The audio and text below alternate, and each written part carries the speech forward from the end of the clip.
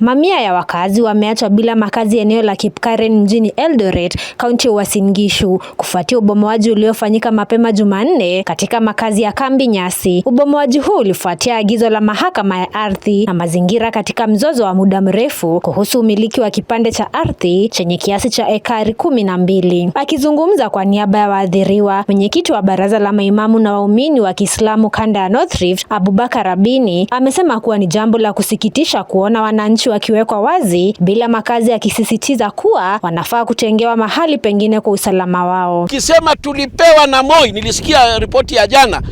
Hii ni mali ya umma, ni shamba la serikali. Ikiwa mlipewa na Moi, na hawa pia ni wa Kenya, wanafaa kuishi sehemu kama hii. Kwa hivyo all speed alifikiria hili, kama atawatengea sehemu wawasaidie kujenga, waishi mahala ambapo wameishi miaka 70 iliyopita. Wakazi wanasema hawakupewa taarifa ya kutosha wala muda wa maandalizi kabla ya kuondolewa, wakisema kuwa baadhi ya watoto hawajaenda shuleni tangu ubomoaji na familia nyingi zimekuwa zikilala njaa kutokana na hali hiyo. Hawa watu wameathirika. Jana tangu juzi wamelala njaa, watoto wamedhulumika, hawajaenda shule. Sasa hivi mashule wanafanya mtihani ya kufunga term muhula, hawajaenda shule. Hali yao haieleweki. Tunaambia watu wengine wameenda town kutafuta pesa, kumaanisha tumekosa janga ambayo sasa inakosa janga nyingine ya watoto wa state kufurika town.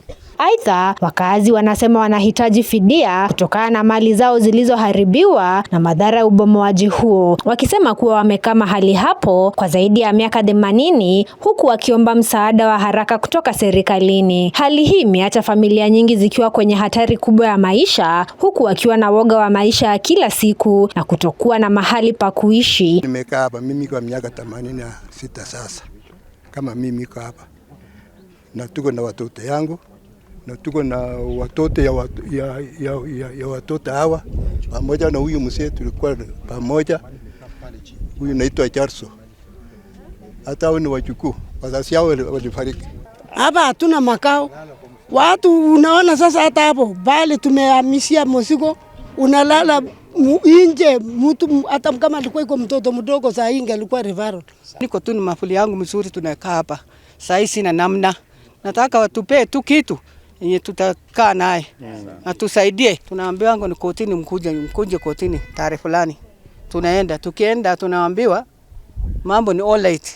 Hakuna kitu kingine. Mimi sijui all right nini, sijasoma. Wakazi sasa wanasema wanahitaji makazi mbadala na fidia, huku wakiomba serikali kuhakikisha haki na utu wa binadamu unazingatiwa hata katika utekelezaji wa maamuzi ya kisheria. Aziza Moreidi, Hubs Media.